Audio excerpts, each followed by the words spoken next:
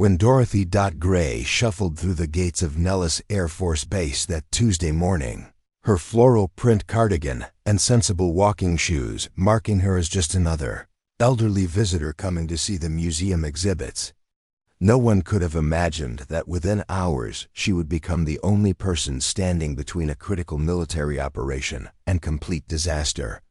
Before we jump back in, tell us where you're tuning in from, and if this story touches you, make sure you're subscribed, because tomorrow I've saved something extra special for you. The morning sun cast long shadows across the sprawling Nevada desert base as Dot made her way slowly toward the visitor center, her weathered hands gripping a small purse and a thermos of coffee she'd prepared at home. To the young airmen manning the security checkpoint, she was simply another grandmother in a steady stream of tourists who came to Nellis to glimpse the legendary aircraft that had pushed the boundaries of flight for decades. Her gray hair was neatly permed in the style favored by women of her generation, and her comfortable sneakers squeaked slightly against the polished floors of the main administration building. "First time visiting Nellis?" asked Airman Peterson, the security guard who checked her identification and visitor pass with the routine courtesy extended to all civilian guests. "Oh no, dear," Dot replied with the warm smile that had comforted countless grandchildren over the years. "I used to work here many years ago. Just thought I'd come see how things have changed." Peterson glanced at her driver's license, noting her age of 72, and nodded politely. Former civilian contractors and support staff often returned to visit the base where they'd spent their working years. He assumed she'd probably been a secretary, cafeteria worker, or perhaps a bookkeeper during the 1970s or 80s, when women in those roles were common on military installations. What Peterson didn't know, and what Dot never mentioned in casual conversation, was that her work at Nellis had involved test piloting experimental aircraft that pushed the absolute limits of aerospace technology. The comfortable grandmother image she now projected was a far cry from the fearless aviator who had once broken barriers in the male-dominated world of military aviation. Single quotes S transformation from pioneering test pilot to typical retiree had been gradual and deliberate.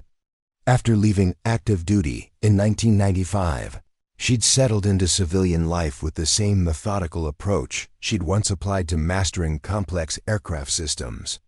She'd married Frank Gray, a fellow veteran she'd met during her final assignment, and embraced the role of stepmother to his 3 children and eventually grandmother to their 7 grandchildren. Her days now revolved around the pleasant routines of retirement: Tuesday morning grocery shopping, Wednesday afternoon bridge club, weekend barbecues where she was famous for her homemade apple pie.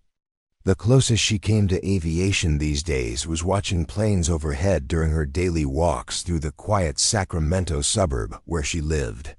Her neighbors knew her as the sweet elderly woman who volunteered at the local elementary school, helping children with reading difficulties and organizing holiday craft projects. The physical changes that came with age had softened the sharp edges of her former military bearing. Where once she'd stood ramrod straight in crisp flight suits, now she moved with the careful deliberation of someone whose joints protested sudden movements.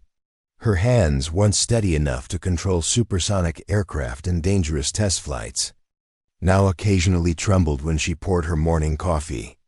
The keen eyes that had once spotted minute details in complex instrument panels now required reading glasses for even simple tasks like checking her medication bottles. But appearances, as the events of this particular Tuesday would prove, could be devastatingly misleading. As Dot made her way through the visitor center, pausing to read historical displays about the X-15 program and the Space Shuttle landing tests, she moved with the unhurried pace of someone who had nowhere urgent to be. Other visitors, mostly families with children, fascinated by the static aircraft displays, occasionally smiled at the grandmother who seemed to be enjoying her solo outing to the famous test flight facility. What none of them could see was the way Dot's experienced eyes automatically assessed the aircraft on display. noting modifications and improvements that had been made since her active duty days. When she paused before the display honoring test pilots who had died pushing the boundaries of flight, her gaze lingered on names she remembered as colleagues and friends, though she gave no outward sign of the personal connections those memorialized names represented. The museum guide, an enthusiastic young volunteer named Jessica, approached Dot near the display of experimental rocket engines. "Are you enjoying your visit? Do you have any questions about the exhibits?" "It's fascinating," Dot replied truthfully. "I'm amazed by how far technology has advanced. These young pilots today have capabilities we could only dream about in my time." Jessica assumed Dot was referring to her generation's experience as passengers on commercial flights, not realizing she was speaking to someone who had personally tested aircraft that existed only as classified prototypes in highly restricted hangars. The conversation continued pleasantly, with Dot asking thoughtful questions that Jessica interpreted as the curiosity of an intelligent layperson rather than the informed interest of someone who had intimate knowledge of aerospace engineering. Principals dotted was during this casual museum visit, as Dot examined the display about high-altitude reconnaissance aircraft, that the first hint of the approaching crisis began to unfold in a classified briefing room less than half a mile away. Emergency meetings were being called, scrambling procedures were being activated, and desperate searches for qualified personnel were beginning, searches that would soon lead back to the unassuming grandmother who was calmly reading historical placards about aircraft she had once piloted herself. The irony was profound. While military officials were frantically trying to identify anyone with the extremely specialized qualifications needed for an unprecedented emergency mission, the most qualified person on the entire base was standing in the public area, invisible to them precisely because she looked exactly like what she appeared to be, a harmless elderly woman, enjoying a quiet day out. Dot finished her coffee from the thermos and settled onto a bench near the F-16 Fighting Falcon display, watching young families pose for photos with the sleek aircraft. She had no idea that her peaceful morning was about to be interrupted by a crisis that would demand every skill she'd developed during her groundbreaking career as one of the Air Force's most accomplished test pilots. The transformation from anonymous grandmother to indispensable asset was only hours away. In the heavily secured Command Operations Center beneath Nellis Air Force Base, the Tuesday morning briefing was taking a catastrophic turn that would soon ripple through every level of military command. General Patricia Hayes, a veteran of 30 years who had seen her share of impossible situations, stared at the classified intelligence report spread across the conference table, her face growing paler with each paragraph she read. "Confirm this again, Colonel Morrison," she said, her voice carrying the controlled tension of someone trying to maintain composure while processing unthinkable information. "Are we absolutely certain about these satellite readings?" Colonel Marcus Morrison, the base's senior intelligence officer, nodded grimly as he manipulated the large display screen showing high-resolution satellite imagery. "Ma'am, we've had 3 independent confirmations in the past 47 minutes. The prototype stealth reconnaissance aircraft that went missing during the classified test flight over the Nevada test range has been located, but the situation is worse than we initially feared." The aircraft in question was the X-47 Sea Ghost Raptor, a next-generation stealth reconnaissance platform that represented 15 years of development and $12 billion in advanced technology. More critically, it contained the most sophisticated electronic warfare systems ever developed by the United States military, along with quantum encryption protocols that, if compromised, could render America's entire intelligence network vulnerable to foreign adversaries. "The pilot, Captain Stevens, is confirmed dead," Morrison continued, his voice steady despite the gravity of what he was reporting. "The aircraft suffered catastrophic engine failure during a routine test flight and crash-landed in a canyon approximately 40 miles northeast of here.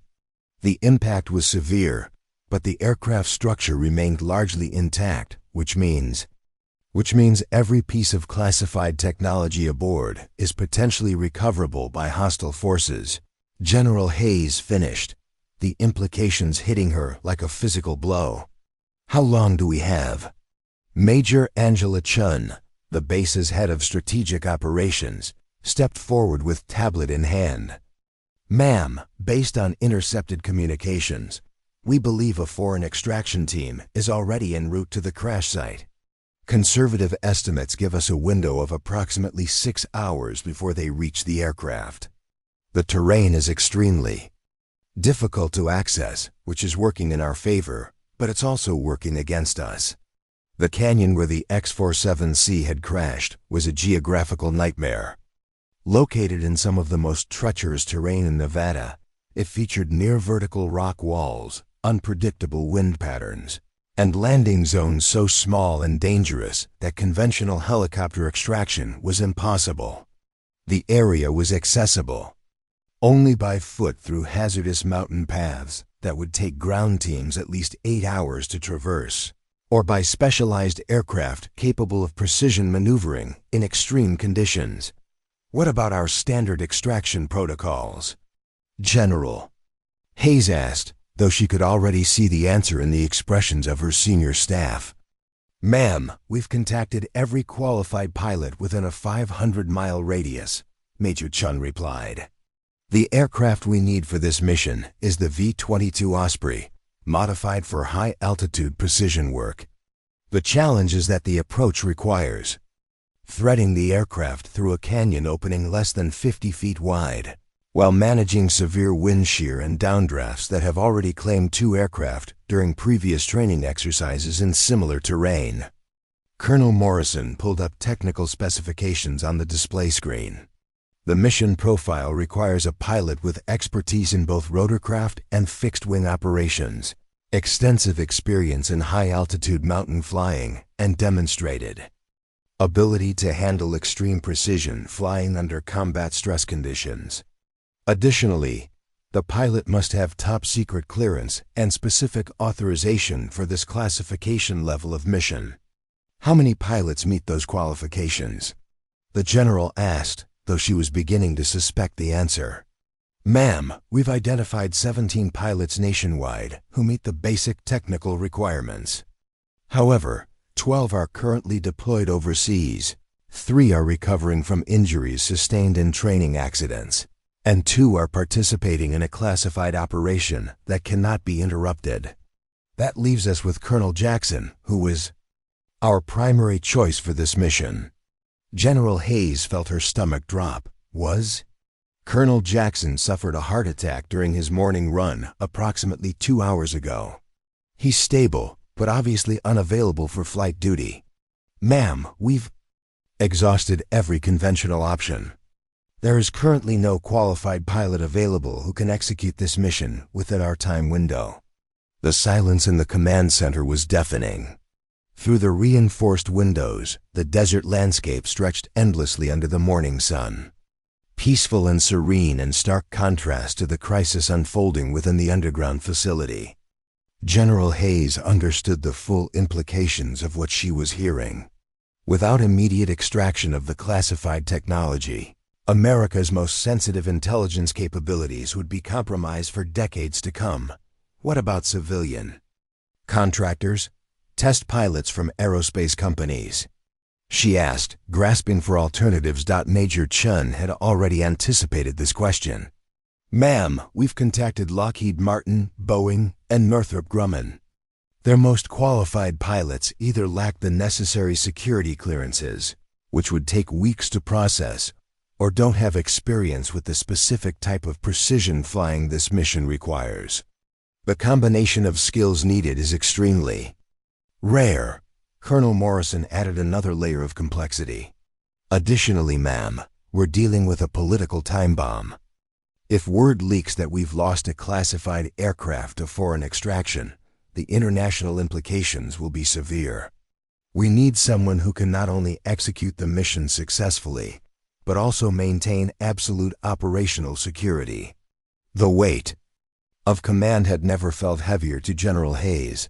In her 30 years of military service, she had faced budget crises, personnel shortages, and tactical challenges, but never a situation where the nation's security hung in the balance while qualified personnel simply didn't exist. The traditional military response of finding alternative solutions and adapting to circumstances was failing against the harsh reality of specialized requirements and limited time. "Ma'am," Major Chun said quietly, "we have less than 6 hours to prevent a national security catastrophe, and we currently have no viable options for mission execution." General Hayes stared at the satellite imagery showing the crash site, her mind racing through possibilities that grew more desperate with each passing moment. The X-47C Ghost Raptor lay broken in a remote canyon, its secrets waiting to be claimed by whoever could reach it first. Time was running out, and the United States Air Force was facing the unprecedented situation of having no hope left. What none of them knew was that the solution to their impossible problem was sitting at a bench in the visitor center just half a mile above their heads, quietly watching families take photographs and thinking about how much aviation technology had advanced since her active duty days. The atmosphere in the Command Operations Center had shifted from controlled concern to barely contained panic as the search for qualified personnel expanded beyond all conventional boundaries. General Hayes stood before a wall-mounted display, showing a real-time countdown, 5 hours, 23 minutes, and 14 seconds until the estimated arrival of the foreign extraction team at the crash site. "Ma'am, we've now contacted every Air Force base in the continental United States," reported Captain Williams, the communications officer whose voice carried the strain of 3 hours spent making increasingly desperate phone calls. "We've reached out to the Navy, Marines, Coast Guard, and even private military contractors. The response is consistent across all branches. No one has a pilot immediately available who meets our mission requirements." Colonel Morrison had expanded the search criteria beyond what anyone had initially thought reasonable.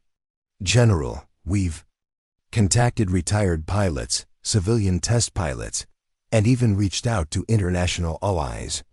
The British Royal Air Force has 2 pilots who meet the technical requirements, but they're currently participating in joint exercises in Scotland and couldn't reach us within our time window, even with the fastest available transport."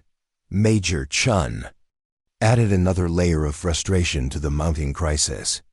"Ma'am, we've also explored unconventional options. NASA has several pilots with the necessary high-altitude precision flying experience, but none currently hold the security clearances required for this mission. The fastest clearance expediting process would take a minimum of 72 hours, assuming no complications." The specialized nature of the mission had created a perfect storm of requirements that seemed designed to eliminate every possible candidate. The pilot needed extensive experience with V-22 Osprey operations, which limited the pool to a small subset of military aviators.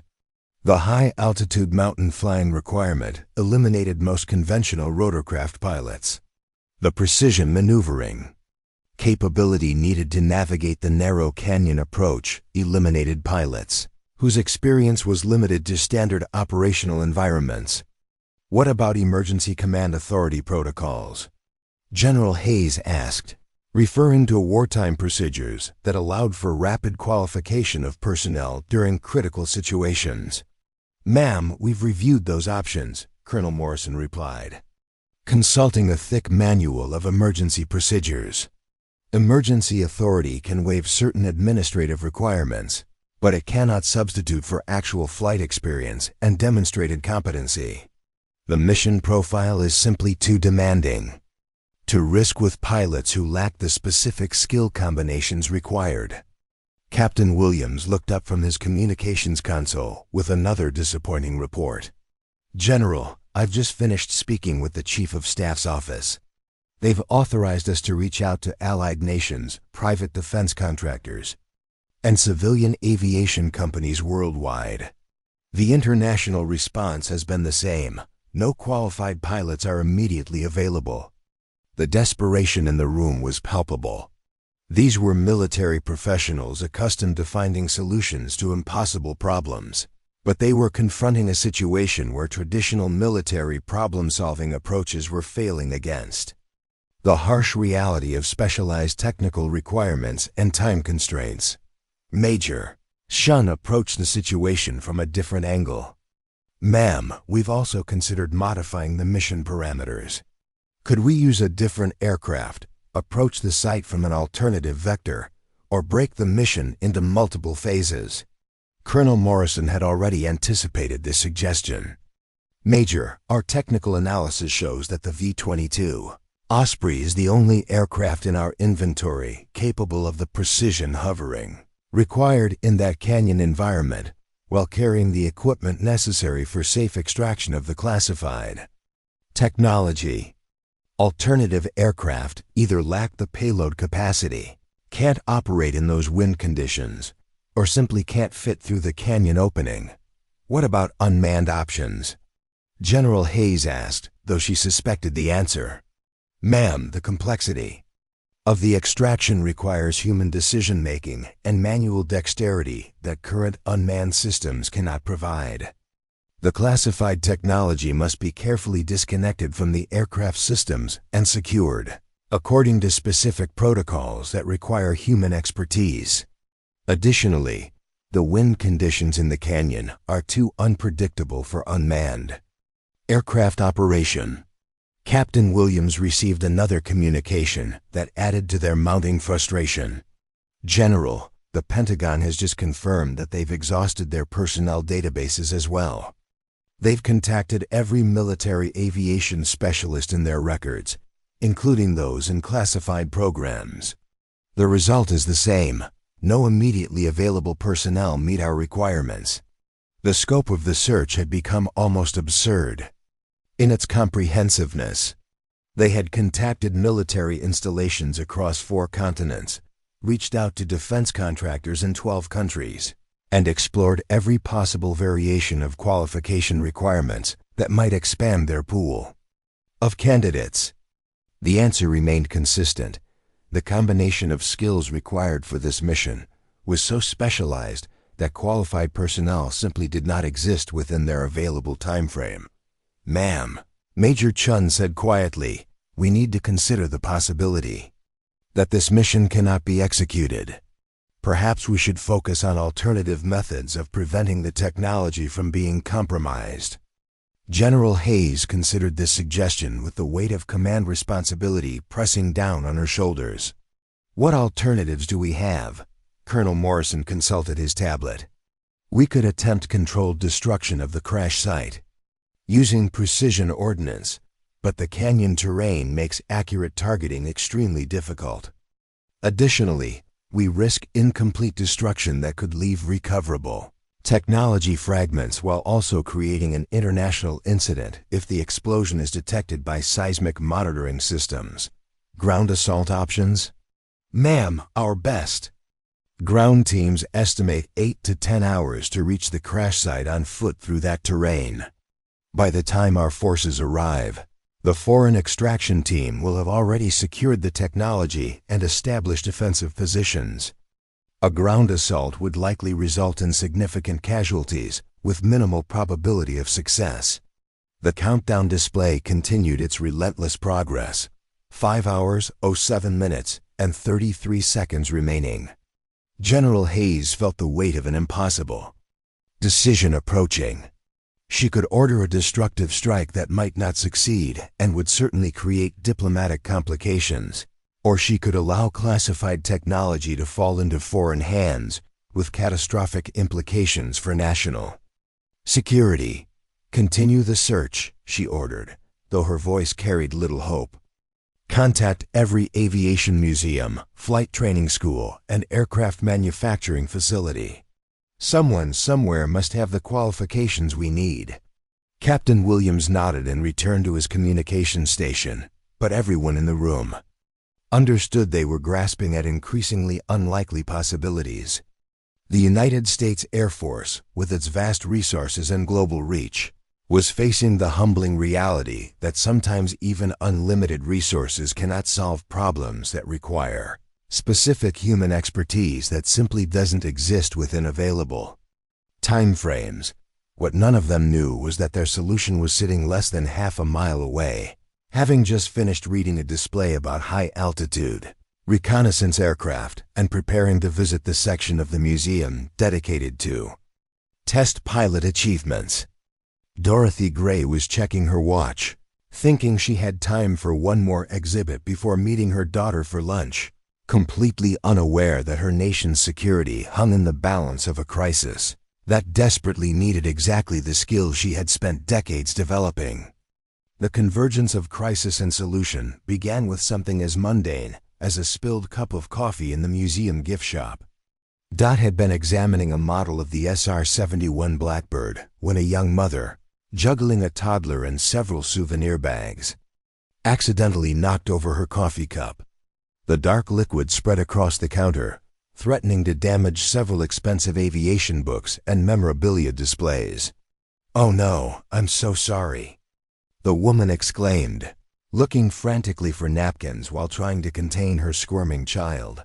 Without hesitation, Dot stepped forward, using napkins from her purse to help contain the spill while simultaneously entertaining the toddler with gentle words and a small toy airplane she'd purchased earlier. Her calm, efficient response to the minor crisis drew the attention of Master Sergeant Rebecca Torres, the museum's military liaison, who had been observing the interaction from across the gift shop. "Thank you so much," the young mother said. "Gratefully, you're very kind." "No trouble at all, dear," Dot replied, finishing the cleanup with the methodical thoroughness that had characterized her approach to everything throughout her military career. Accidents happen. Master Sergeant Torres approached as the grateful family departed. Something about the elderly woman's composed response to the situation had caught her professional attention. In her 15 years of military service, Torres had developed an instinct for recognizing people who possessed more capability than their appearance might suggest. "Ma'am, I couldn't help but notice how efficiently you handled that situation," Torres said. "You mentioned to our security guard earlier that you used to work here. In what capacity, if you don't mind me asking?" Dot hesitated for a moment, as she always did when discussing her military background. Decades of maintaining a low profile had made her cautious about revealing details of her service record.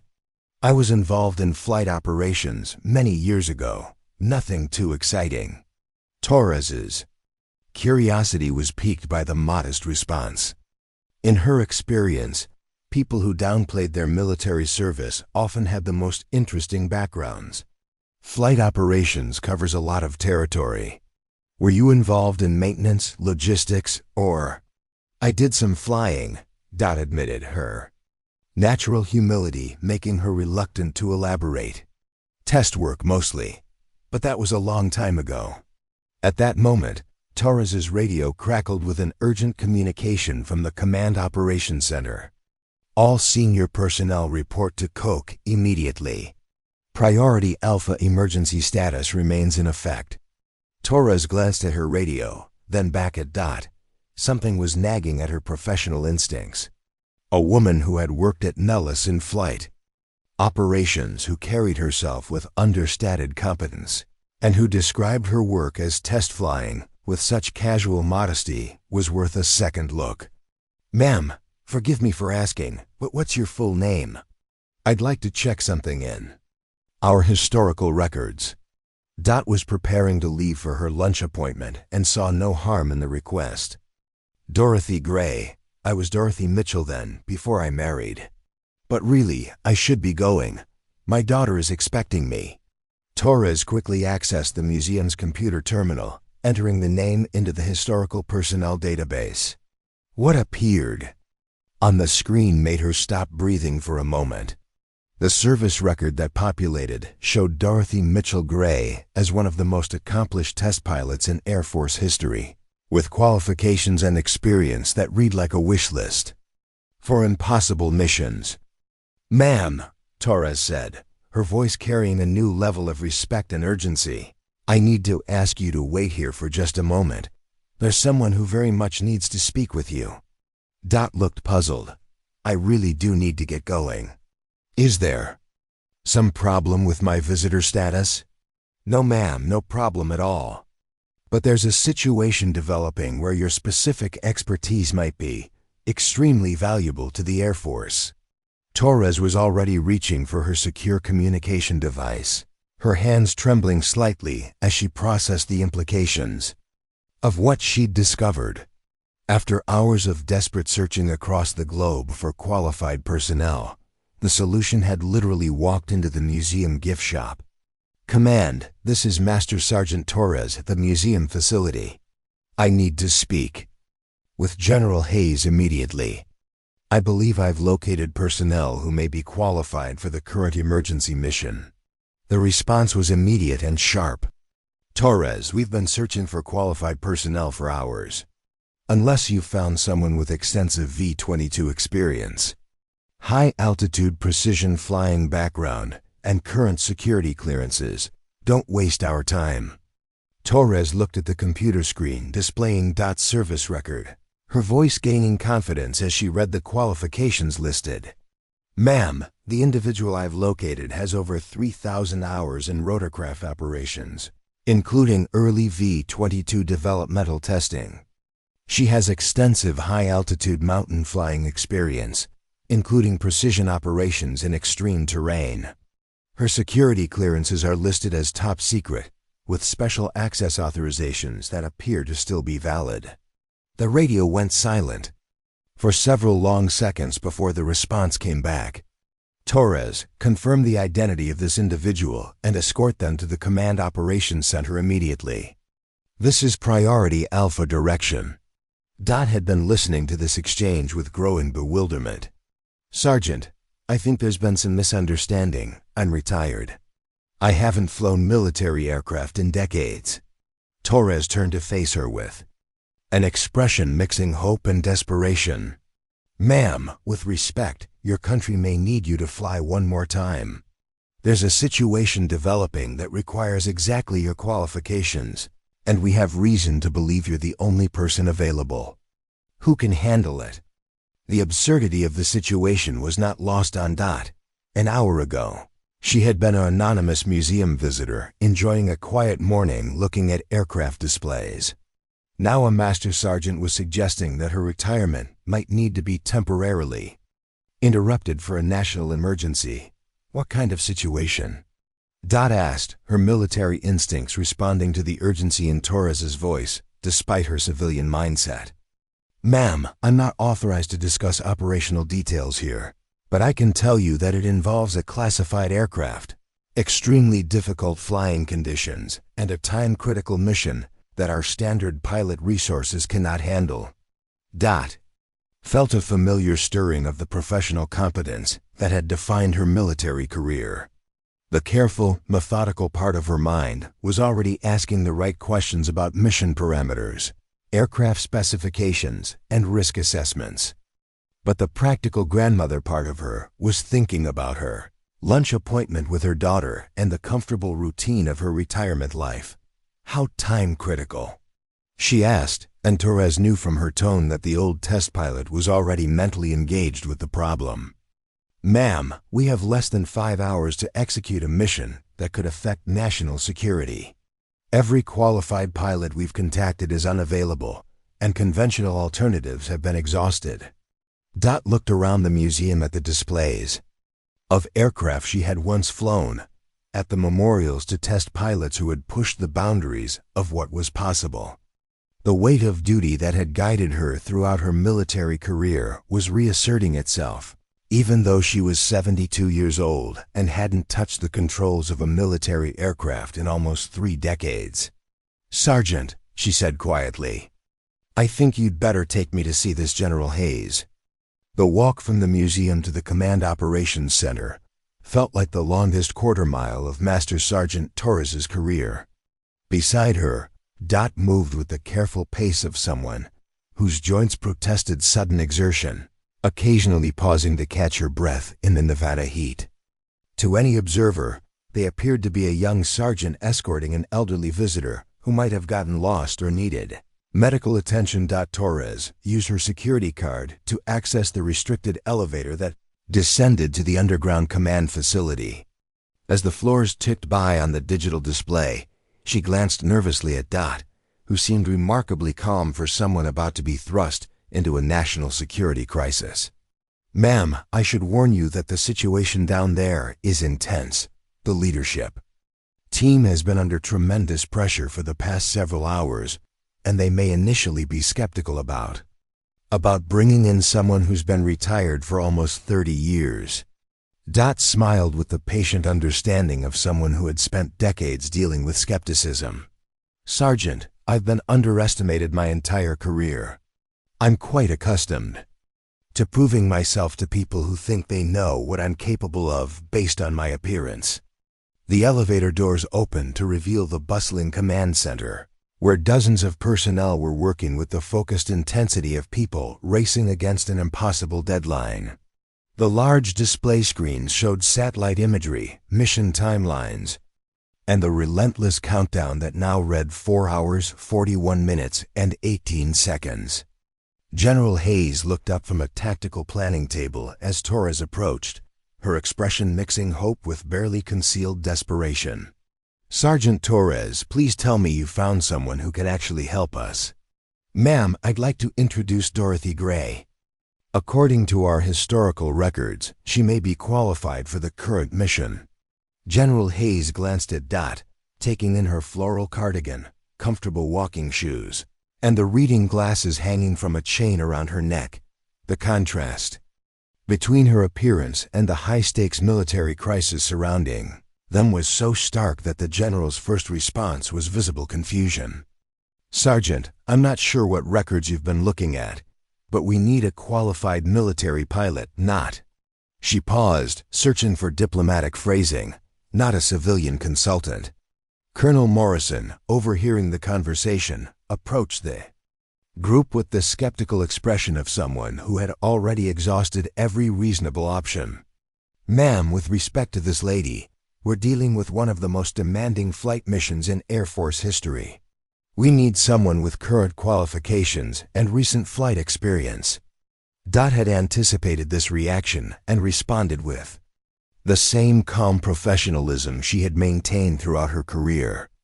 "General, I understand your concern. I'm Dorothy Gray, formerly Dorothy Mitchell. I was a test pilot here at Nellis from 1978 to 1995. I have extensive experience with rotorcraft operations, including developmental testing of early V-22 prototypes." Major Chun, who had been monitoring communications at a nearby console, turned around with an expression of polite disbelief. "Ma'am, I'm sure you had a distinguished career in support roles, but this mission requires someone with actual combat flying experience and current certifications." The assumption that her service had been in support roles was both familiar and frustrating to Dot, though she maintained her composure. "Major, I flew over 400 test flights during my career, including high-altitude precision operations in mountainous terrain similar to your current mission requirements." Captain Williams, the communications officer, couldn't hide his skepticism as he joined the conversation. "Ma'am, no disrespect intended, but you'd be looking at aircraft systems that have advanced significantly since the 1990s. The technology involved in this mission is beyond anything that was available during your era of service." Furthermore, Colonel Morrison added, consulting his tablet, "this mission requires physical capabilities that are demanding. The forces involved, the precision maneuvering requirements, the stress of operating in extreme conditions. These are challenges for pilots in peak physical condition." General Hayes felt torn between courtesy to a veteran and the reality of their desperate situation. "Mrs. Gray, I appreciate your willingness to help, and I'm sure you had a distinguished career. But this mission involves flying a V-22 Osprey through canyon terrain with wind conditions that have already claimed aircraft during training exercises. We need someone with current flight status and recent experience." Master Sergeant Torres attempted to advocate for Dot by consulting the historical database on her tablet.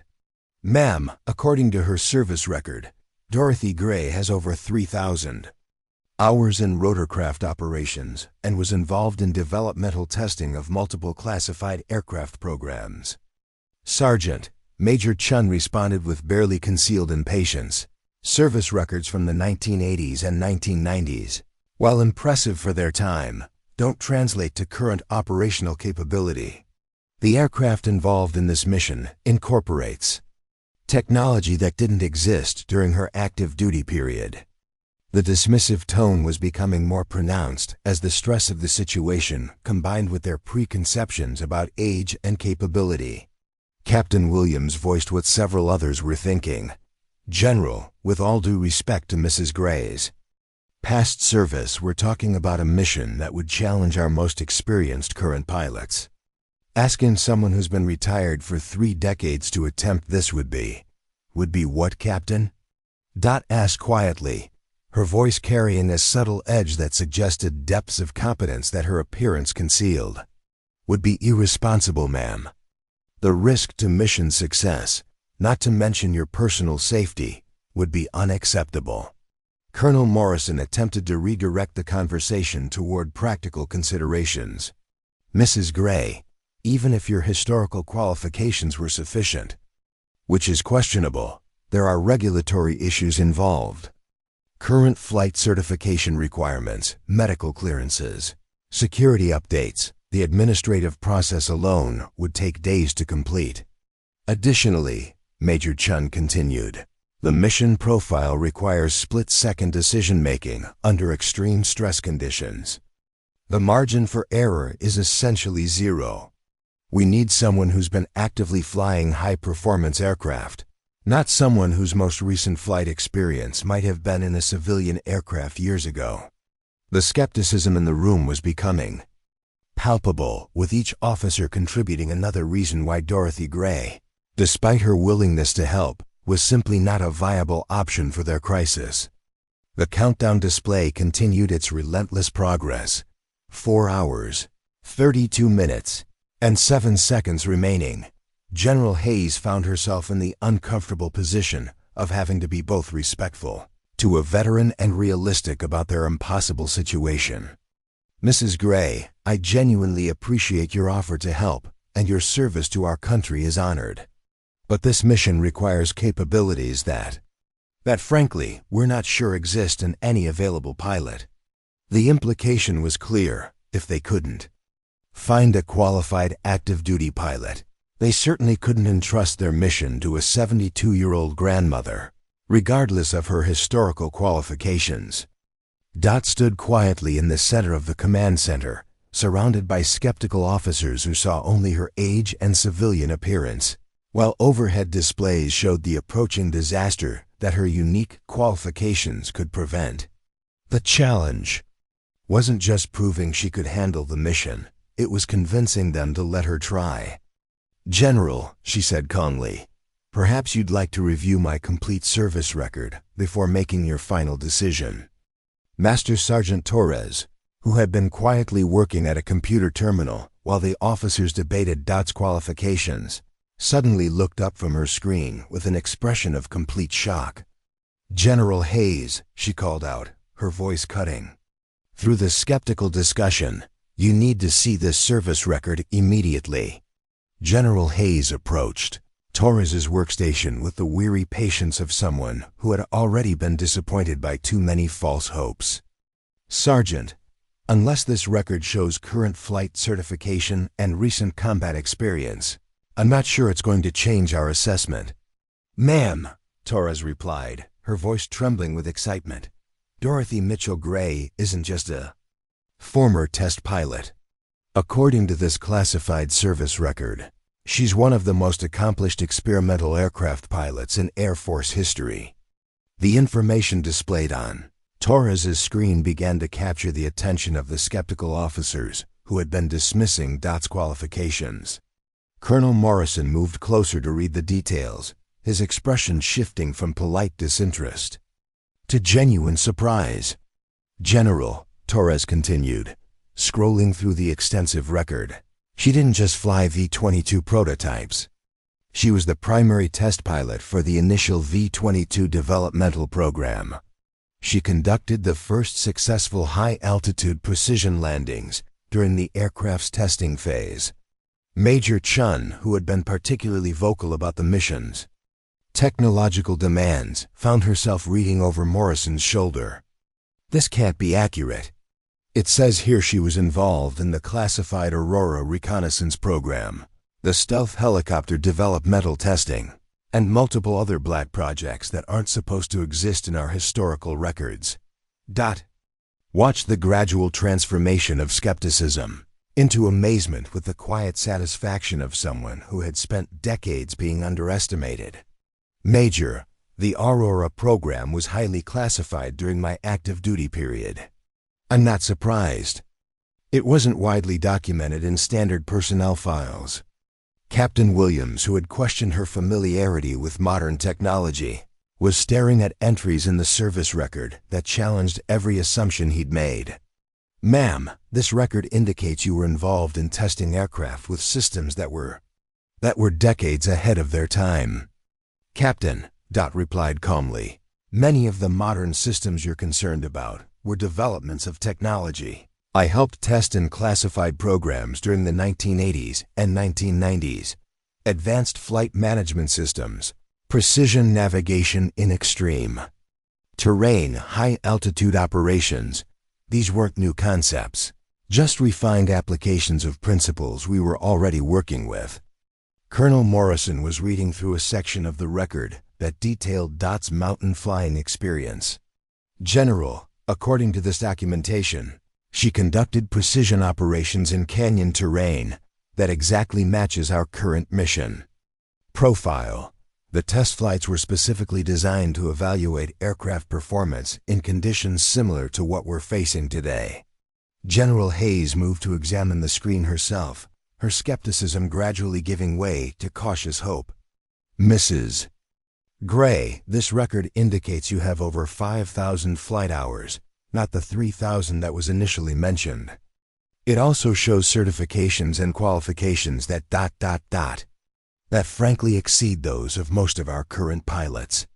"General," responded, "I preferred not to discuss the full extent of my background unless it proved necessary. Many of the programs I was involved in remain classified, and I've maintained operational security protocols even in retirement." Master Sergeant Torres highlighted another section of the service record that caused everyone in the vicinity to pause. "Ma'am, she's listed as an instructor pilot for high-risk operations. She trained other pilots in exactly the kind of precision flying this mission requires." Major Chun, who had been most concerned about the technological aspects, found herself confronting information that completely contradicted her earlier assumptions. "Mrs. Gray, you were involved in testing fly-by-wire systems, advanced navigation technology, and computerized flight management systems that are still considered state-of-the-art. Today, Major, the fundamental principles of flight haven't changed, regardless of technological refinements. The aircraft systems you're concerned about are evolutionary improvements of technology I helped develop and test. If anything, modern systems are more intuitive and user-friendly than the experimental prototypes I worked with during my career." Captain Williams discovered an entry that addressed his concerns about physical demands. "General, her medical records indicate she maintained flight status until her retirement in 1995, with physical fitness evaluations that consistently exceeded standards for pilots half her age." Colonel Morrison found documentation that resolved his questions about currency and qualification maintenance. "Ma'am, this is extraordinary.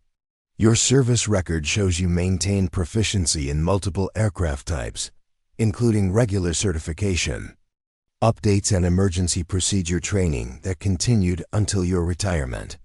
General Hayes was beginning to understand the magnitude of what they had stumbled upon. "Mrs. Gray, why didn't you mention these qualifications when you first offered to help?"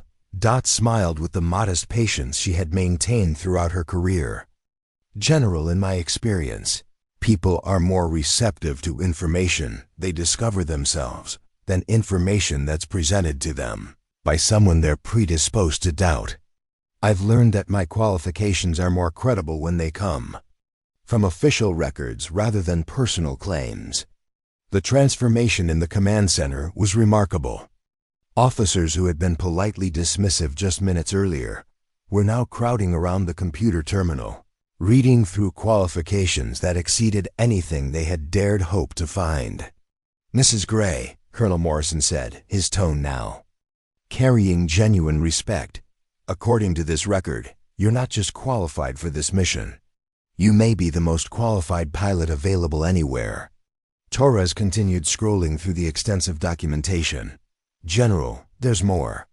She holds current top secret clearances that were updated as recently as 2020 for a classified consulting project.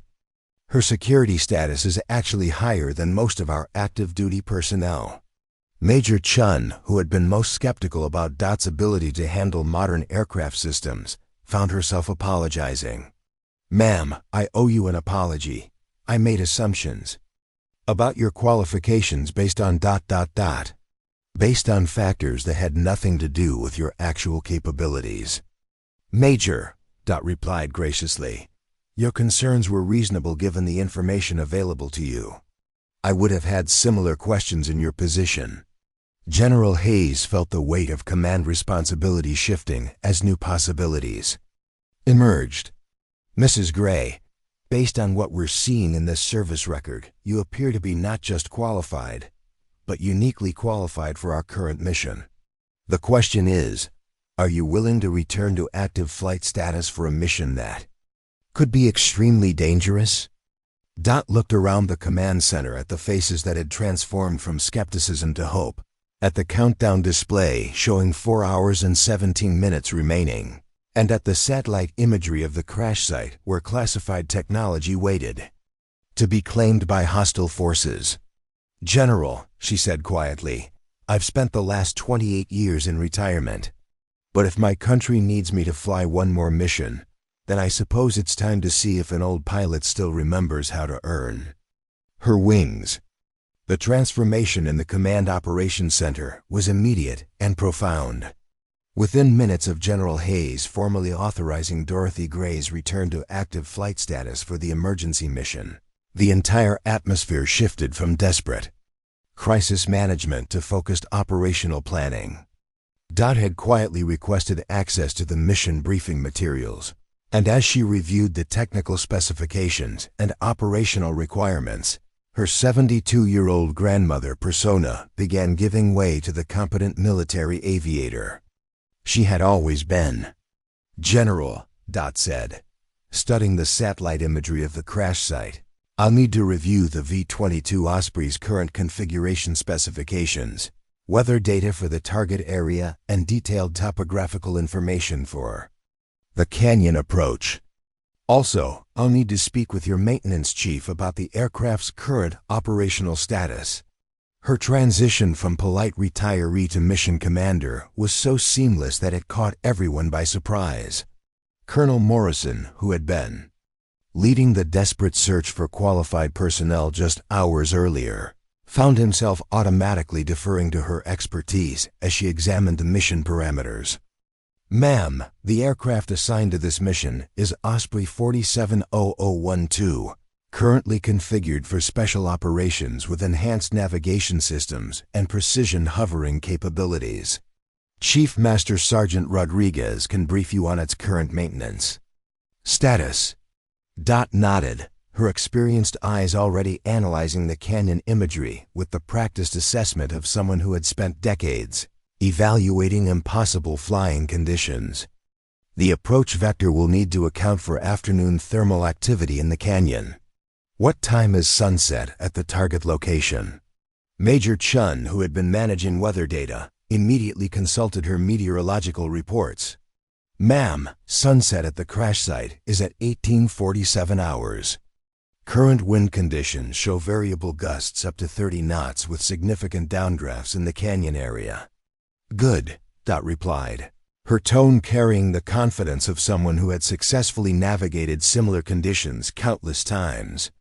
"We'll want to time our approach to take advantage of the thermal stability that occurs during the hour before sunset. That gives us a narrower time window, but better flying conditions." Captain Williams, who had been coordinating communications, looked up from his console with new information. "Ma'am, we've just received updated intelligence on the foreign extraction team. They're approximately 4 hours out from the crash site, which gives us a marginally comfortable buffer for mission execution." Dot's response revealed the tactical thinking that had made her such an effective test pilot. "Captain, comfortable buffers don't exist in precision operations. We'll plan for a 3-hour window to allow for contingencies, equipment complications, and extraction procedures." "What's the status of our recovery team?"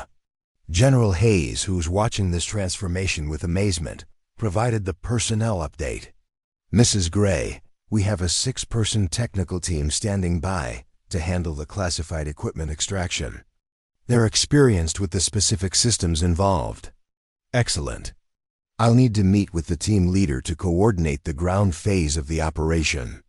The V-22's hovering characteristics in canyon winds will require precise positioning for safe personnel insertion and extraction." Master Sergeant Torres approached with additional technical information. "Ma'am, the maintenance chief reports that Osprey 470012 is fully operational with recent upgrades to its digital flight management system. All systems are green for immediate deployment." Dot's response demonstrated her familiarity with aircraft systems that surprised everyone present. "Sergeant, I'll need to review the flight management system upgrades before takeoff. New systems can have different response characteristics that affect precision maneuvering, especially in challenging terrain." Colonel Morrison realized they were witnessing something remarkable. A 72-year-old retiree who was confidently taking command of one of the most demanding missions in recent Air Force history. "Ma'am, would you like us to arrange for a familiarization flight before the actual mission?" "Colonel, under normal circumstances that would be preferable. However, our time constraints make it inadvisable. I'll conduct my aircraft familiarization during the flight to the target area." The fundamental flying characteristics of the V-22 haven't changed significantly since my developmental testing days. Preparing and narrating this story took us a lot of time, so if you are enjoying it, subscribe to our channel. It means a lot to us. Now back to the story. Major Chun had been calculating flight times and fuel requirements. "Ma'am, round-trip flight time to the crash site is approximately 90 minutes, plus operational time for the extraction. Are you comfortable with a mission duration of 2 to 3 hours?" Dot smiled with the quiet confidence of someone who had flown much longer missions under far worse conditions. "Major, my longest test flight was 11 hours in experimental aircraft with questionable reliability. 2 to 3 hours in a proven aircraft should be quite manageable." Captain Williams received a communication that added urgency to their timeline. "General, we've just been notified that the foreign extraction team has access to helicopter transport. They may reach the crash site earlier than initially projected."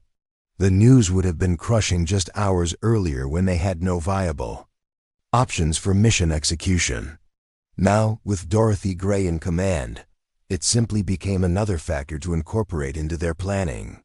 "Captain," Doc responded calmly, "that confirms our decision to proceed immediately. Earlier extraction is always preferable to racing against hostile forces already in position." Chief Master Sergeant Rodriguez arrived in the command center to brief Dot on the aircraft's current status. As he began his technical presentation, something remarkable happened. Instead of explaining systems to someone unfamiliar with military aviation, he found himself in a professional discussion with someone whose knowledge of V-22 operations exceeded his own. "Chief, what's the current configuration for the auxiliary fuel system?" Dot asked, her question revealing intimate familiarity with aircraft specifications. Ma'am, we're configured for extended range operations with full auxiliary tanks. That gives us approximately 6 hours of flight time at standard cruise settings. Good. We'll want full fuel load for maximum operational flexibility. What's the status of the cargo hook system for equipment extraction? Ma'am, the cargo systems are fully operational and certified for loads up to 9,000 pounds. General. Hayes realized that the conversation had evolved from briefing a volunteer civilian to coordinating with a qualified military aviator who understood the mission requirements better than most of her active duty personnel. Mrs. Gray, she said, I think it's time we got you suited up and ready for flight operations. The equipment specialists are standing by to fit you with flight gear. Dot stood up from the planning table with the decisive movement of someone who had made the mental transition from retirement to active duty. General, I'll need 15 minutes to review the final weather updates and coordination procedures. After that, I'll be ready to preflight the aircraft and execute the mission.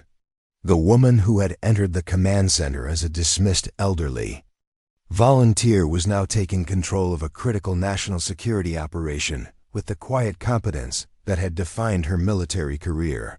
The skepticism had been replaced by confidence. The doubt had given way to professional respect, and Dorothy Gray was once again a United States Air Force pilot with a mission to complete. The hangar containing V-22 Osprey 470012 buzzed with precisely orchestrated activity as Dorothy Gray approached the aircraft that would either validate decades of expertise or become the site of a catastrophic failure. Chief Master Sergeant Rodriguez had assembled a team of the base's most experienced maintenance technicians, each one initially startled by the sight of a 72-year-old woman in a flight suit approaching their meticulously prepared aircraft. Ma'am, Rodriguez said as Dot began her pre-flight inspection, we've completed all standard checks and updated the flight management system with the canyon approach coordinates. All systems are showing green across the board. Dot moved around the aircraft with the methodical precision of someone who had learned long ago that thorough preparation was the difference between mission success and disaster. Her hands traced along control surfaces, checked hydraulic connections, and examined engine intakes with the practiced efficiency that came from thousands of hours of flight experience. Chief, I'm seeing a slight irregularity in the starboard engine cowling alignment. Has this been addressed in your maintenance log? Rodriguez checked his tablet, impressed despite himself by her attention to detail. Ma'am, that's a minor adjustment that was completed yesterday. The tolerance is well within operational parameters. Good. I prefer to understand every anomaly before flight, regardless of how minor it might appear. As Dot continued her inspection, the 6-person technical extraction team was loading specialized equipment for recovering the classified technology from the crash site.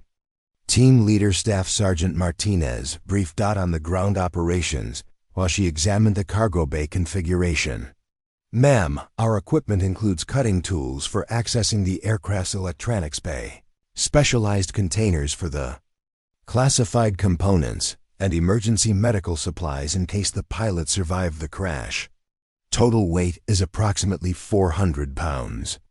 Dot calculated load distribution and balance automatically, her mind processing dozens of variables that would affect flight characteristics.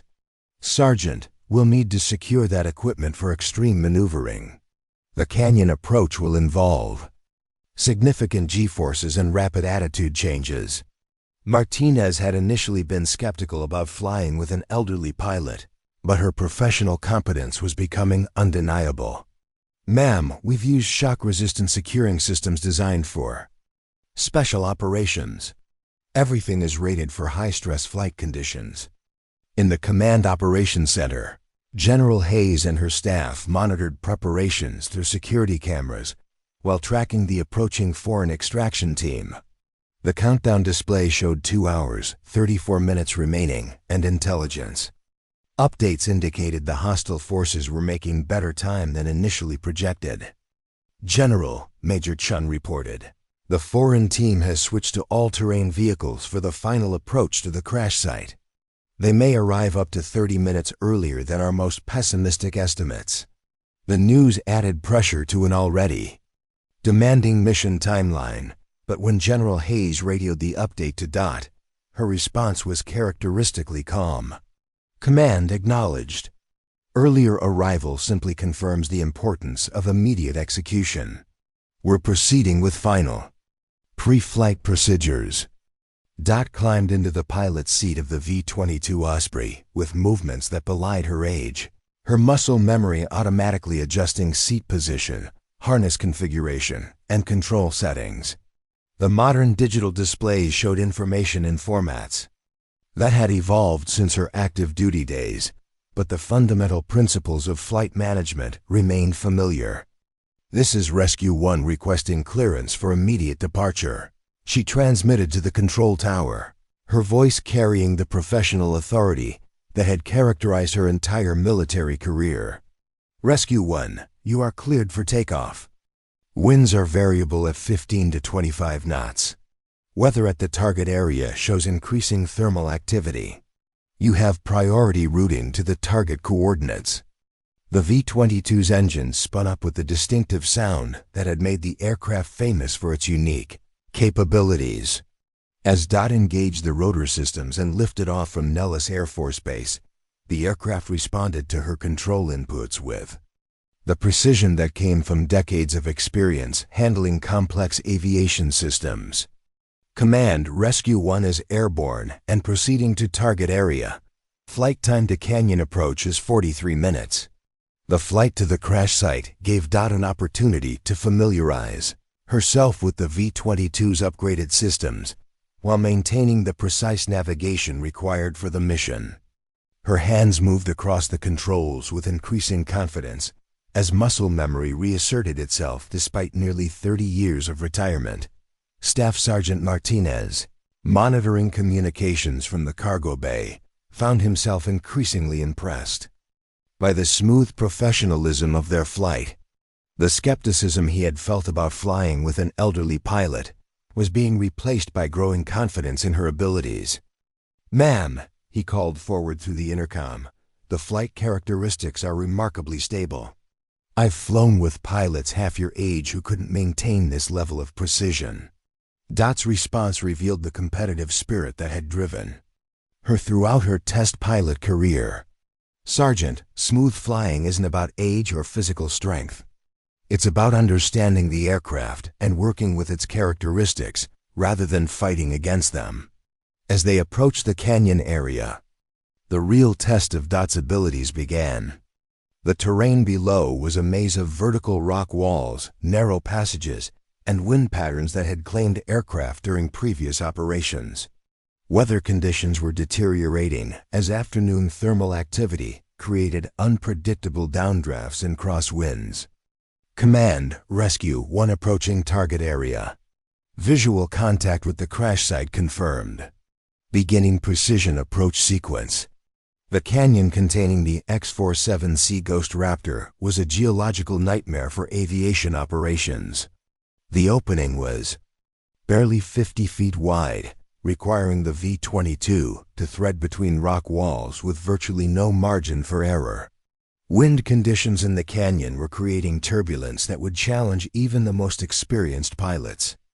"Rescue 1, be advised that wind sensors are showing gusts up to 35 knots with significant downdrafts in the canyon area. Proceed with extreme caution." Dot's response was calm despite the challenging conditions. Command acknowledged. Beginning canyon approach now. What happened next would be discussed in military aviation circles for decades to come. Despite winds that were beyond the recommended operational limits for canyon flying, despite terrain that had defeated other pilots, and despite the tremendous pressure of knowing that failure would compromise national security, Dorothy Gray flew the V-22 Osprey through the narrow canyon opening with a precision that seemed to defy the laws of physics. "Unbelievable," whispered Captain Williams in the Command Operations Center as he watched telemetry data showing the aircraft's position relative to the canyon walls. She's maintaining centerline position with less than 10 feet of clearance.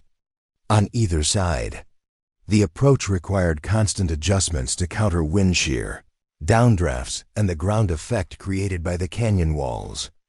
Dot's hands moved continuously across the controls, making dozens of micro-corrections per minute, while maintaining the steady descent needed to reach the crash site.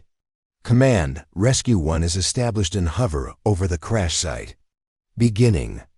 Personnel insertion for equipment recovery. The most dangerous part of the mission was maintaining precise position while the technical team rappelled to the wreckage and began extracting classified components.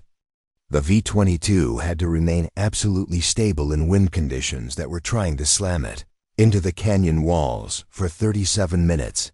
Dorothy Gray demonstrated flight skills that justified every qualification in her service record, proving that experience and competence could overcome the limitations that others had assumed came with age. When the extraction team signaled mission completion, she executed a flawless departure that brought them safely out of the canyon and back toward Nellis Air Force Base.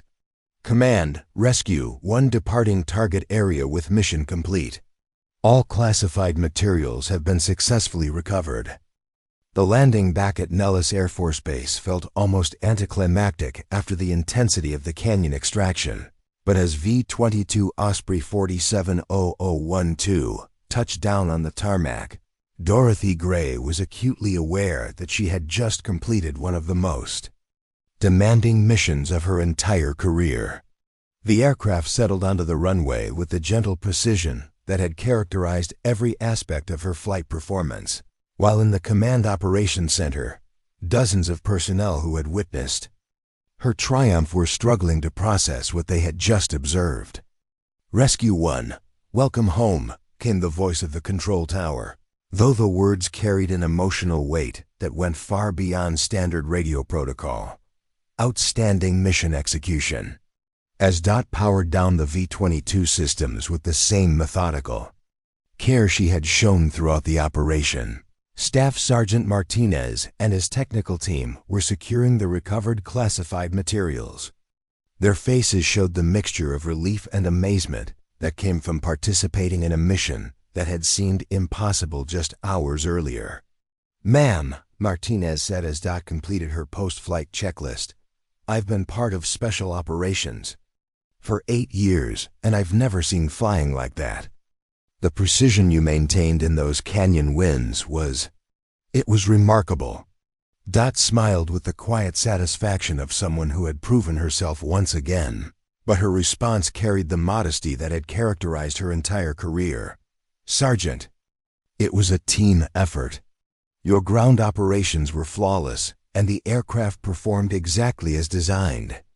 We all did our jobs." But Martinez wasn't alone in his assessment. Chief Master Sergeant Rodriguez, who had been monitoring the mission from the Maintenance Operations Center, was already spreading word throughout the base about the extraordinary performance he had witnessed. His technical expertise allowed him to understand exactly how demanding the mission had been, and his respect for Dot's abilities was growing by the minute. The transformation in attitudes became immediately apparent. As Dot stepped down from the aircraft, personnel who had been skeptical just hours earlier were now watching her with expressions that mixed amazement, respect, and more than a little embarrassment about their initial reactions. Captain Williams, who had questioned her familiarity with modern technology, was among the first to approach. "Ma'am, I owe you a sincere apology. I made assumptions about your capabilities that were completely wrong. What you accomplished today was extraordinary." "Captain," Dot replied graciously, "your concerns were reasonable given the information available to you.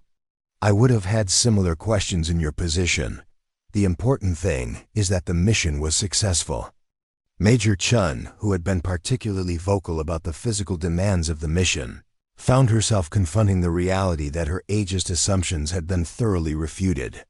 "Mrs. Gray, I need to acknowledge that I was wrong about your ability to handle the stress and physical demands of this operation.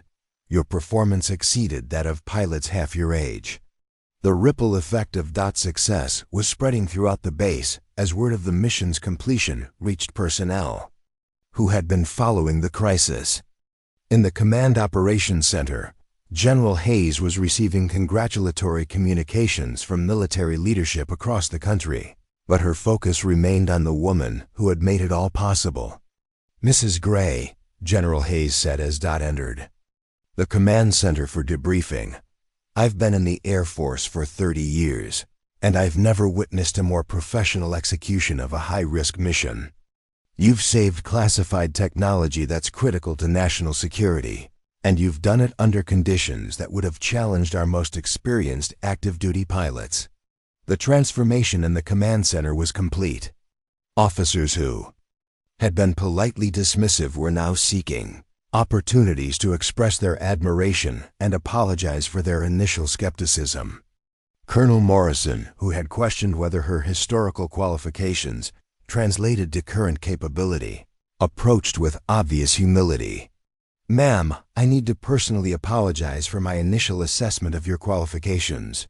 Your performance today demonstrated capabilities that I frankly didn't believe existed. You've proven that experience and competence matter more than age or current certification status." Dot's response revealed the grace that had helped her navigate decades of underestimation. "Colonel, military leadership requires making difficult decisions based on available information. Your caution was appropriate given the stakes involved. I'm simply grateful that circumstances allowed me to contribute to the mission's success." Master Sergeant Torres, who had been responsible for discovering Dot's qualifications in the first place, was receiving recognition for her initiative in bringing the right person forward at the critical moment. But Torres was quick to redirect credit where it belonged. "Ma'am," Torres said to General Hayes, "Mrs. Gray deserves all the credit for this success. I just happened to be in the right place to recognize her qualifications. She's the one who executed an impossible mission flawlessly." The technical team that had participated in the extraction was sharing their perspective on Dot's flying abilities with anyone who would listen. Their first-hand experience of her precision flying in extreme conditions was becoming the foundation for stories that would circulate throughout military aviation communities for years to come. "I've never felt safer during a high-risk operation," Staff Sergeant Martinez told Colonel Morrison. "Her flying was so smooth and controlled that we could focus entirely on our technical objectives without worrying about aircraft stability. She made the impossible look routine." The broader implications of the mission's success were becoming clear as intelligence.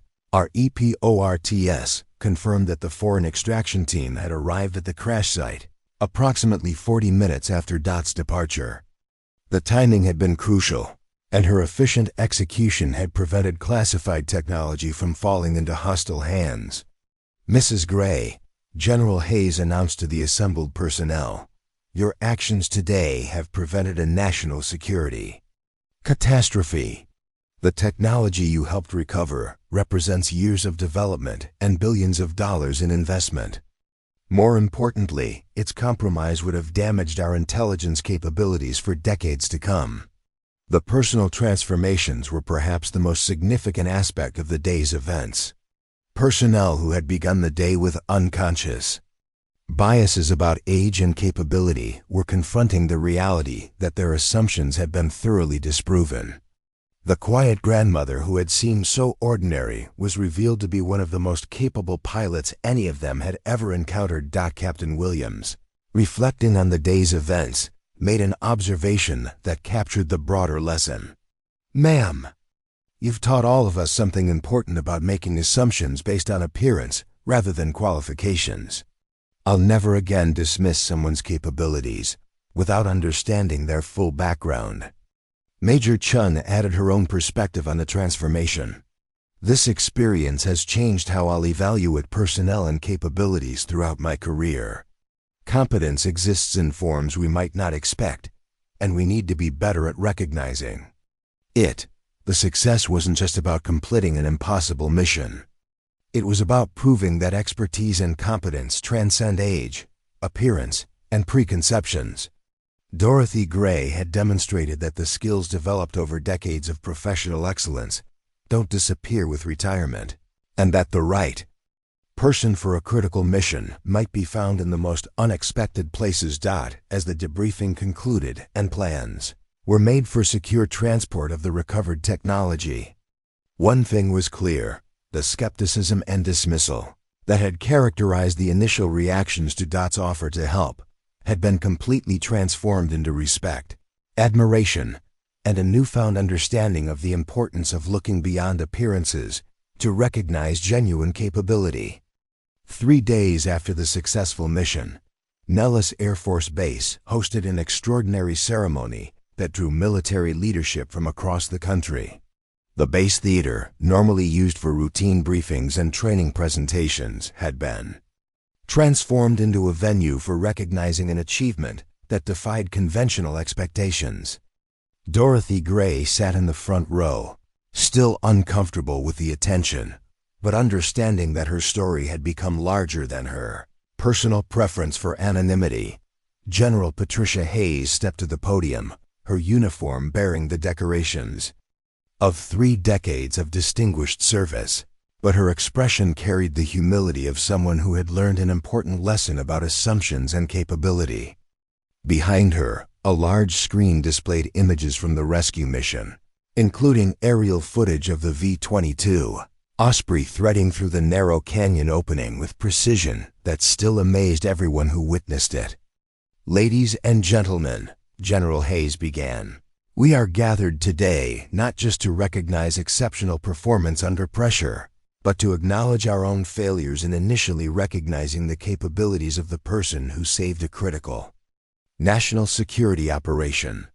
The audience included many of the personnel who had participated in the crisis response, and their faces showed the mixture of pride and embarrassment that came from witnessing their own transformation over the past several days. Colonel Morrison, Major Chun, Captain Williams, and others who had initially dismissed Dot's qualifications were present, each carrying their own private reflections on the lessons they had learned. 3 days ago, the general continued, we faced an impossible situation. A classified aircraft had crashed in terrain that seemed inaccessible to conventional rescue operations. Foreign hostile forces were racing to claim technology that could compromise our national security for decades. Every qualified pilot we could identify was unavailable, and time was running out. General Hayes paused, looking directly at Dot before continuing. Into this crisis walked Dorothy Gray, a 72-year-old grandmother who had come to visit our museum. Her appearance suggested nothing remarkable, just another retiree interested in aviation history. What we discovered was that appearances can be profoundly misleading. The ceremony had drawn attention from military leadership across multiple services. General Robert Martinez from Air Force Headquarters had flown in specifically to participate in recognizing Dot's achievement. His presence underscored the significance of what had been accomplished and the broader implications for military thinking about personnel evaluation. "Mrs. Gray," General Martinez said as he approached the podium, "your actions have reminded us that expertise and competence exist in forms we might not immediately recognize. You have demonstrated that the skills developed over decades of professional excellence don't diminish with age, and that the most qualified person for a critical mission might be found in the most unexpected circumstances." The formal recognition included presentation of the Air Force Exceptional Civilian Service Award, but the most powerful moments came when individual personnel stepped forward to offer personal apologies and acknowledgments of their initial misjudgments. Captain Williams was the first to speak. "Ma'am, I need to publicly acknowledge that I questioned your familiarity with modern aircraft systems based on assumptions about age and technology. Your performance demonstrated knowledge and competence that exceeded that of most active duty pilots. I was wrong, and I've learned a valuable lesson about making judgments based on appearance rather than qualifications." Major Chun followed with her own acknowledgement. "Mrs. Gray, I expressed concerns about the physical demands of the mission, suggesting that someone your age couldn't handle the stress and precision requirements. You proved that competence and experience matter more than chronological age. Your flying was smoother and more controlled than pilots half your age could have achieved. Colonel Morrison's apology carried the weight of senior leadership acknowledging institutional failures. Ma'am, I dismissed your historical qualifications as irrelevant to current operational requirements. I failed to understand that fundamental flying skills and crisis management abilities transcend technological changes. Your performance was a masterclass in professional aviation that will influence how we evaluate personnel capabilities for years to come. Master Sergeant Torres, who had been instrumental in discovering Dot's qualifications, was recognized for her initiative in looking beyond appearances to identify genuine capability. Sergeant Torres demonstrated the kind of professional insight that saved this operation, General Hayes noted. She saw potential where others saw only limitations. The ceremony also included video testimonials from the technical extraction team who had participated in the mission. Staff Sergeant Martinez spoke for his entire unit when he said, "Ma'am, your flying gave us complete confidence to focus on our technical objectives. We've worked with many pilots during high-risk operations, but none have provided the level of stability and precision you demonstrated in those canyon conditions." Chief Master Sergeant Rodriguez, whose maintenance team had prepared the aircraft, added his perspective on Dot's professional competence. Mrs. Gray approached aircraft systems with a level of technical understanding that impressed our most experienced technicians. Her pre-flight inspection was more thorough than most active-duty pilots perform, and her post-flight debriefing identified maintenance considerations that demonstrated deep understanding of aircraft performance characteristics. The recognition extended beyond the immediate participants to acknowledge broader lessons about capability assessment and personnel evaluation.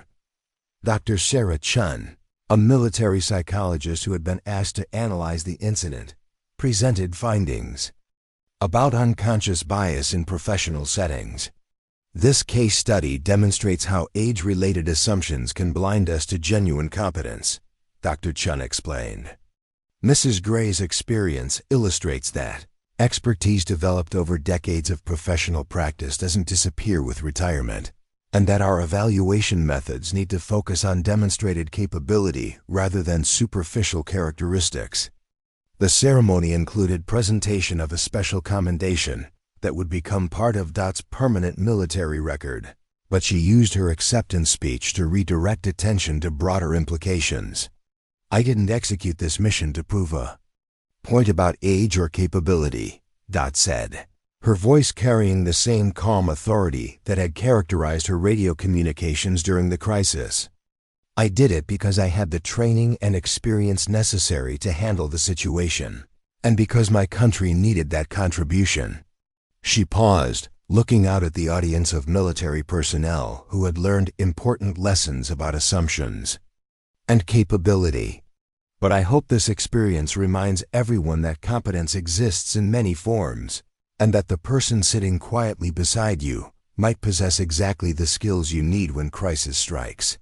The most significant recognition came in the form of policy changes that would result from the incident. General Martinez announced that Air Force Personnel Command would be revising its procedures for identifying and utilizing RETIRED personnel with specialized qualifications during emergency situations. Mrs. Gray's contribution has highlighted gaps in our personnel database systems and emergency response protocols, he explained. "We're implementing changes to ensure that qualified retired personnel can be identified and contacted more efficiently when their expertise is needed." The ceremony concluded with a standing ovation that lasted several minutes, but perhaps the most meaningful recognition came from individual conversations afterward.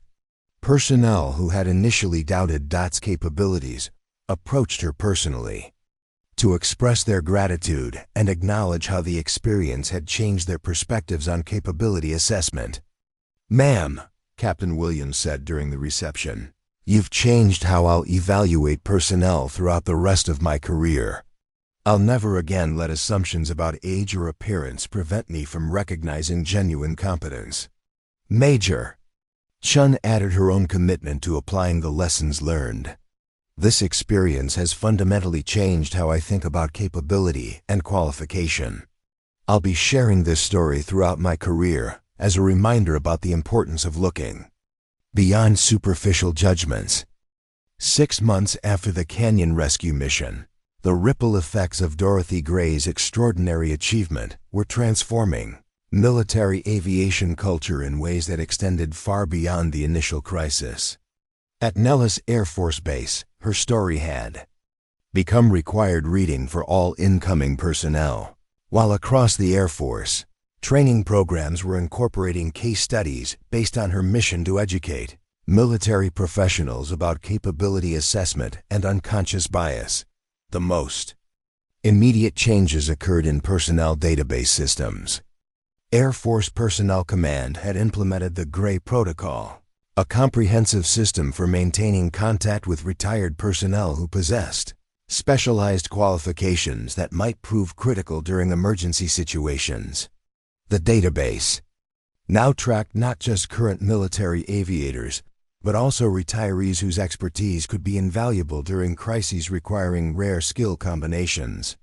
Mrs. Gray's mission revealed significant gaps in our ability to identify and contact qualified retired personnel, explained Colonel Jennifer Walsh, who had been tasked with implementing the new protocols. We discovered that we had hundreds of former military aviators with specialized qualifications living within reach of our installations, but no systematic way to locate them when their expertise was needed. The new system had already proven its value during subsequent emergencies.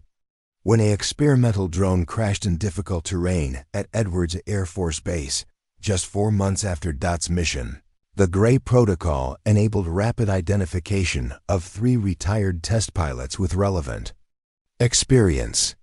The recovery operation was completed successfully within hours rather than the days it would have required using conventional resources. Captain Williams, whose career had been profoundly influenced by his experience during the crisis, had become an advocate for revised personnel evaluation practices throughout the Air Force. He now conducted seminars at military installations across the country, using Dot's story to illustrate the dangers of unconscious bias in professional assessment.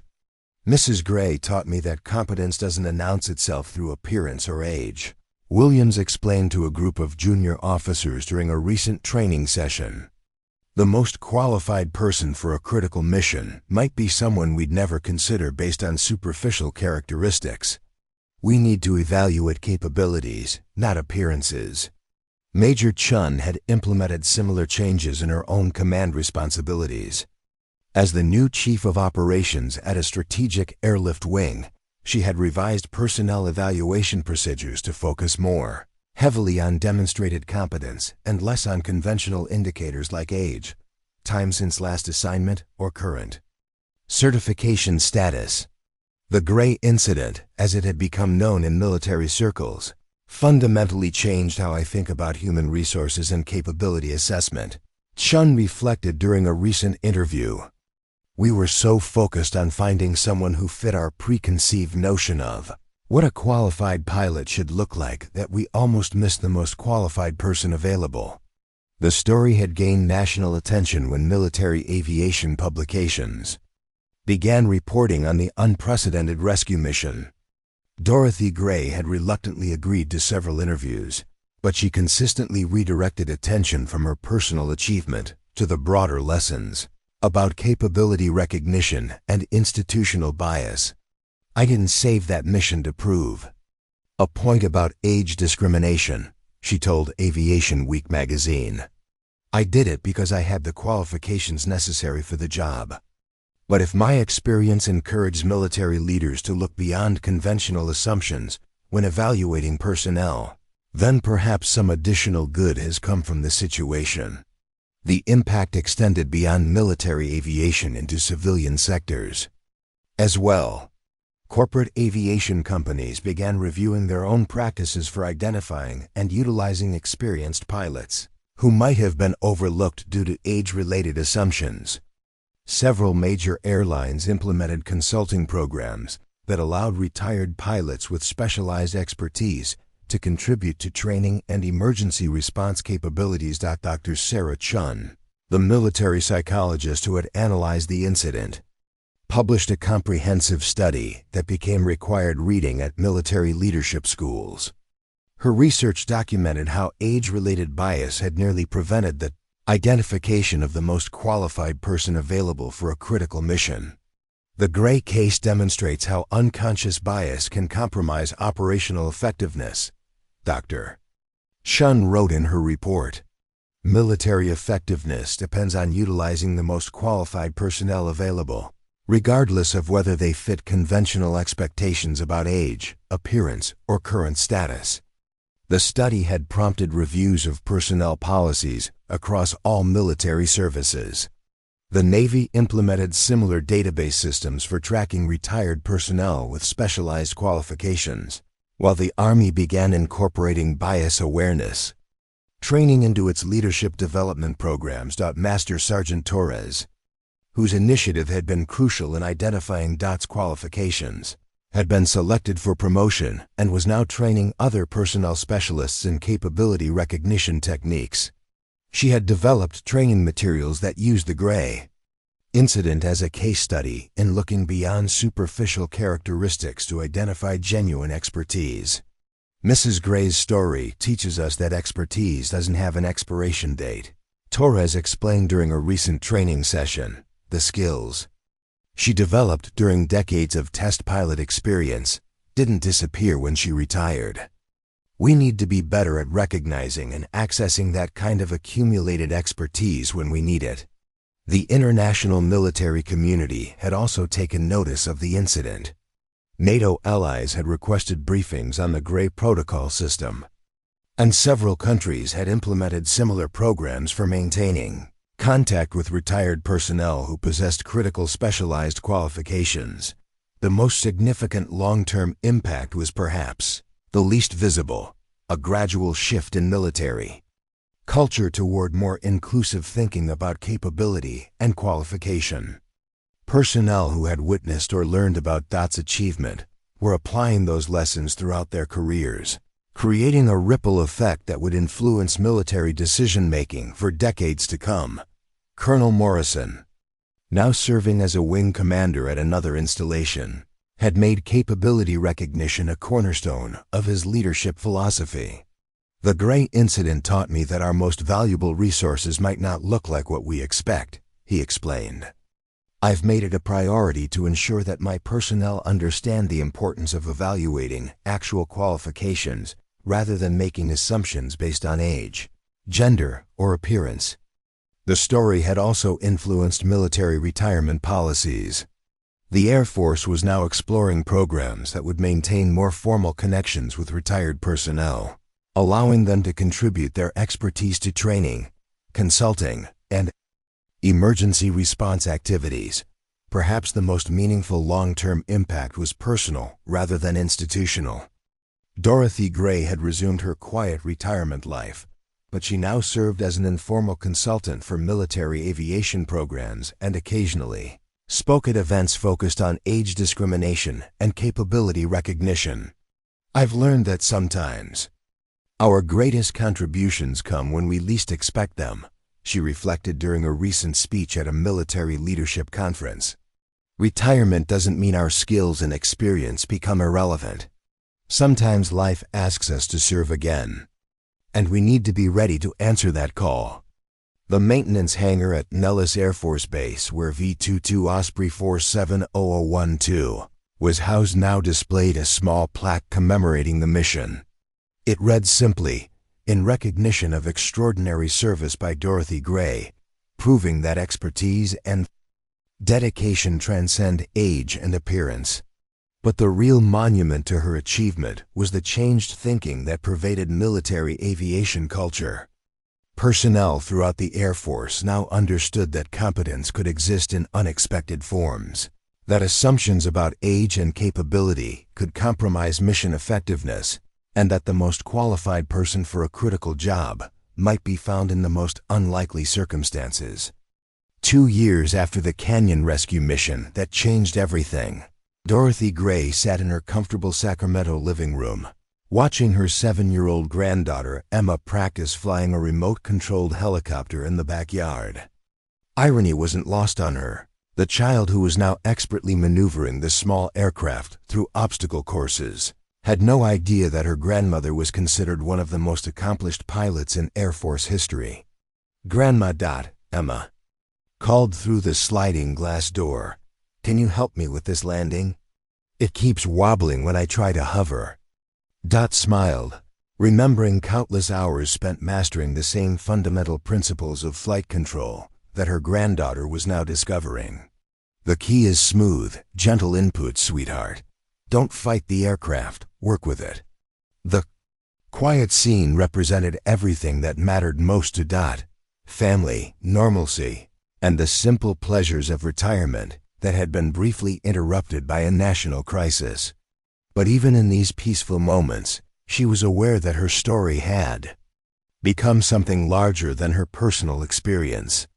Letters arrived regularly from military personnel, aviation professionals, and civilians who had been inspired by her achievement to reconsider their own assumptions about age, capability, and potential.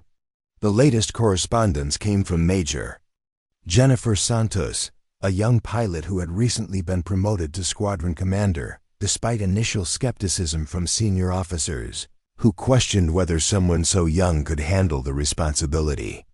"Mrs. Gray," she wrote, "your story gave me the courage to push back against assumptions about my capabilities.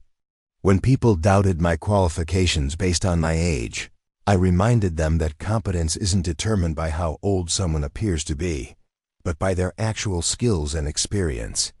The role reversal wasn't lost on Dot. Her story about overcoming age-related discrimination was now inspiring younger professionals to challenge their own stereotyping. The lesson about looking beyond appearances to recognize genuine capability worked in all directions. Frank Gray watched his wife reading the letter with the quiet pride that had characterized their marriage. "You know," he said, settling into his favorite chair, "I never imagined that your visit to the museum that day would end up changing military policy across the entire Air Force." Dot looked up from the letter, considering the unexpected trajectory her life had taken. "Frank, I was just trying to help solve a problem. I had no idea that one mission would have such far-reaching consequences." But the consequences continued to unfold in ways that surprised even those who had witnessed her original achievement. The Gray Protocol had now been adopted by all military services and had successfully identified retired personnel for 17 different emergency situations. Military leadership schools were teaching case studies based on her mission, and corporations across the country were reviewing their own practices for recognizing and utilizing the expertise of older employees. Dr. Sarah Chun's research based on the incident had been published in multiple academic journals and had influenced policies at major corporations, government agencies, and educational institutions. The study documenting how age-related bias had nearly prevented the identification of the most qualified person for a critical mission had become a landmark case in organizational psychology. The Gray incident represents a perfect example of how unconscious bias can compromise organizational effectiveness, Dr. Chen had written in her most recent publication. It demonstrates that our most valuable human resources might not look like what we expect, and that effective leadership requires the ability to recognize competence wherever it exists. The story had also influenced retirement planning and policies across multiple sectors. Companies were developing programs to maintain connections with retired employees who possessed specialized expertise, while government agencies were creating consulting opportunities that allowed experienced professionals to contribute their knowledge without returning to full-time employment. General Patricia Hayes, now serving as a Pentagon advisor on personnel policies, reflected on how the incident had changed her own approach to leadership and capability assessment. Mrs. Gray taught us that expertise doesn't retire when people do, she explained during a recent conference on military human resources. Her achievement forced us to confront our own assumptions about age and capability, and to develop better systems for recognizing and accessing the accumulated expertise of our retired personnel. The international impact had been equally significant. Military forces from 12 different countries had implemented variations of the Gray Protocol, while NATO had developed standardized procedures for sharing information about retired personnel with specialized qualifications across alliance structures.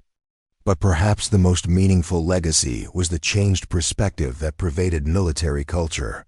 Personnel throughout the armed forces now understood that assumptions about age, appearance, or current status could blind them to available expertise.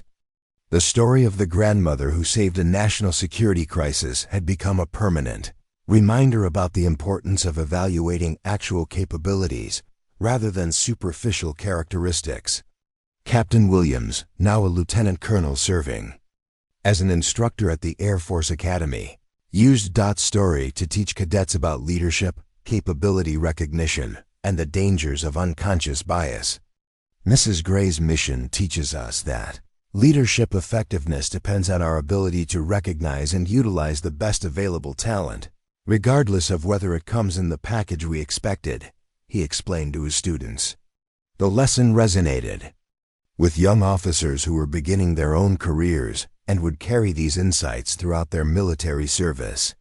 The ripple effect was creating a generation of military leaders who understood the importance of looking beyond conventional expectations to identify genuine competence.